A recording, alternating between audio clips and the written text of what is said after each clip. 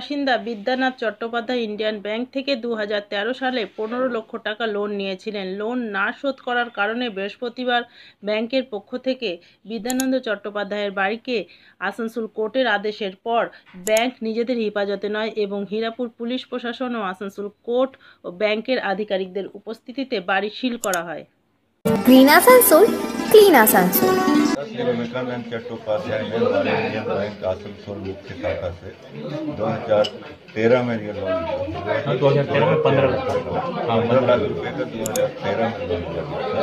2023 में ये एनपीए हो गया और उस वक्त लगभग 13 लाख रुपए